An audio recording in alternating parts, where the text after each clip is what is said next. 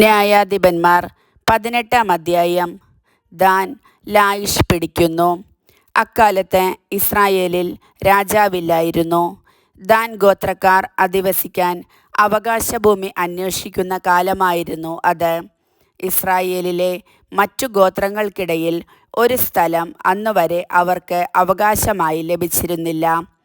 അവർ സോറായിൽ നിന്നും എഷ്താവോലിൽ നിന്നും തങ്ങളുടെ ഗോത്രക്കാരായ കഴിവുറ്റ 5 പേരെ ദേശം ഒറ്റുനോക്കുന്നതിന് അയച്ചു. അവർ പറഞ്ഞു, പോയി ദേശം നിരീക്ഷിച്ചു വരുവിൻ. അവർ മലനാടായ എഫ്രായിമിൽ മിക്കായുടെ വീട്ടിലെത്തി അവിടെ താമസിച്ചു. മിക്കായുടെ ഭവനത്തെ സമീപിച്ചപ്പോൾ അവർ ആ യുവലേവ്യൻ്റെ ശബ്ദം തിരിച്ചറിഞ്ഞു. അവർ അടുത്തു ചെന്ന് ചോദിച്ചു, നിന്നെ ഇവിടെ കൊണ്ടുവന്നതാരാണ്? നീ ഇവിടെ എന്തു ചെയ്യുന്നു? നിന്റെ തൊഴിൽ എന്താണ്? അവൻ പറഞ്ഞു, മിക്ക ഇങ്ങനെ ചെയ്തു. അവൻ എന്നെ ശമ്പളത്തിന് നിർത്തിയിരിക്കുന്നു. ഞാൻ അവൻ്റെ പുരോഹിതനാണ്. അവർ അവനോട് അഭ്യർത്ഥിച്ചു, ഞങ്ങളുടെ യാത്രയുടെ ഉദ്ദേശം നിറവേറുമോ എന്ന് നീ ദൈവത്തോടെ ആരാഞ്ഞറിയുക. പുരോഹിതൻ പറഞ്ഞു, സമാധാനമായി പോകുവിൻ. നിങ്ങളുടെ ഈ യാത്രയിൽ കർത്താവ് നിങ്ങളെ സംരക്ഷിക്കും. ആ 5 പേർ അവിടെ നിന്ന് പുറപ്പെട്ട് ലായിഷിൽ എത്തി. സീദോന്യരെ പോലെ സുരക്ഷിതരും പ്രശാന്തരും നിർഭയരുമായ അവിടുത്തെ ജനങ്ങളെ കണ്ടു. അവർക്ക് ഒന്നിനും കുറവില്ലായിരുന്നു. അവർ സമ്പന്നരായിരുന്നു. സീദോന്യരിൽ നിന്ന് അകലെ താമസിക്കുന്ന ഇവർക്ക് ആരുമായും സംസർഗവുമില്ലായിരുന്നു. സോറായിലും എഷ്താവോലിലുമുള്ള സഹോദരന്മാരുടെ അടുത്ത് തിരിച്ചെത്തിയപ്പോൾ അവർ ചോദിച്ചു, നിങ്ങൾ ശേഖരിച്ച വിവരങ്ങൾ എന്തെല്ലാം? അവർ പറഞ്ഞു, നമുക്ക് പോയി അവരെ ആക്രമിക്കാം. ഞങ്ങൾ ആ സ്ഥലം കണ്ടു. വളരെ ഫലഭൂയിഷ്ഠമായ സ്ഥലം. നിഷ്ക്രിയരായിരിക്കാതെ വേഗം ചെന്ന് ദേശം കൈവശമാക്കുവിൻ. നിങ്ങൾ ചെല്ലുമ്പോൾ ശങ്കയില്ലാത്ത ഒരു ജനത്തെയായിരിക്കും കണ്ടുമുട്ടുക.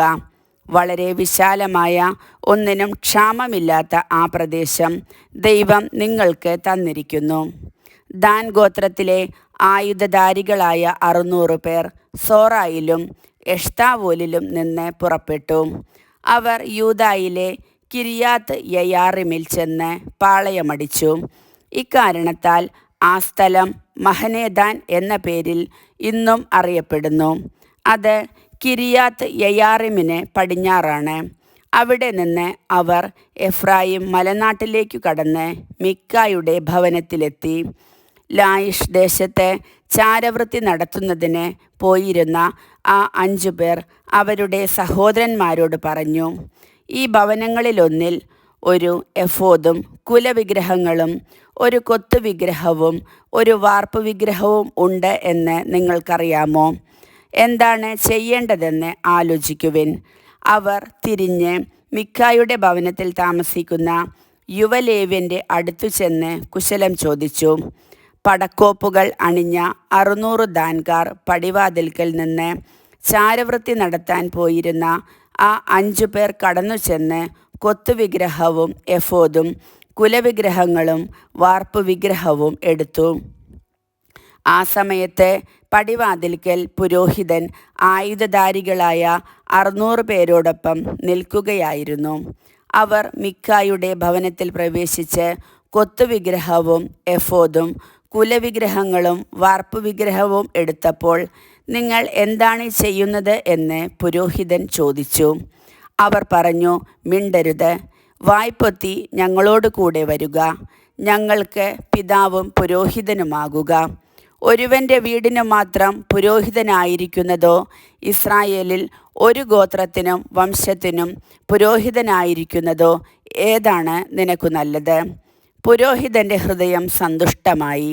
അവൻ എഫോദും കുലവിഗ്രഹങ്ങളും കൊത്തുവിഗ്രഹവും എടുത്ത് അവരോട് കൂടെ പോയി. അവർ അവിടെ നിന്ന് തിരിഞ്ഞ് കുട്ടികളെയും കന്നുകാലികളെയും വസ്തുവകകളോടൊപ്പം മുൻപിൽ നിർത്തി യാത്രയായി. അവൻ കുറേ ദൂരം ചെന്നപ്പോൾ മിക്ക അയൽവാസികളെ ഒന്നിച്ചുകൂട്ടി ദാൻകാരെ പിന്തുടർന്ന് അവരുടെ മുൻപിൽ കയറി. അവർ ദാൻകാരുടെ നേരെ അട്ടഹസിച്ചപ്പോൾ ദാൻകാർ തിരിഞ്ഞ് മിക്കായോട് ചോദിച്ചു, ഈ ആളുകളെയും കൂട്ടി വരാൻ നിനക്കെന്തു പറ്റി? അവൻ പറഞ്ഞു, ഞാൻ ഉണ്ടാക്കിയ ദേവന്മാരെ നിങ്ങൾ കൈവശമാക്കി, എൻ്റെ പുരോഹിതനെയും കൊണ്ടുപോകുന്നു. എന്താണ് എനിക്കിനി ശേഷിച്ചിരിക്കുന്നത്? എന്നിട്ടും എനിക്ക് എന്തു പറ്റിയെന്ന് നിങ്ങൾ ചോദിക്കുന്നു. ദാൻകാർ അവനോട് പറഞ്ഞു, മിണ്ടാതിരിക്കുക. വല്ലവരും കോപിച്ച് നിന്റെ മേൽ ചാടി വീണ് നിന്നെയും കുടുംബത്തെയും കൊന്നുകളഞ്ഞെന്നു വരാം. ദാൻകാർ അവരുടെ വഴിക്കു പോയി. തനിക്ക് ചെറുക്കാനാവാത്ത വിധം ശക്തരാണവർ എന്നു കണ്ട് മിക്ക വീട്ടിലേക്കു മടങ്ങി. മിക്ക ഉണ്ടാക്കിയ വസ്തുക്കളോടൊപ്പം അവൻ്റെ പുരോഹിതനെയും അവർ കൊണ്ടുപോയി.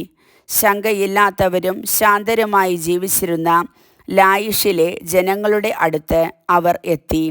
അവരെ വാളിനിരയാക്കി പട്ടണം തീവച്ചു നശിപ്പിച്ചു. അവരെ രക്ഷിക്കാൻ ആരുമുണ്ടായിരുന്നില്ല.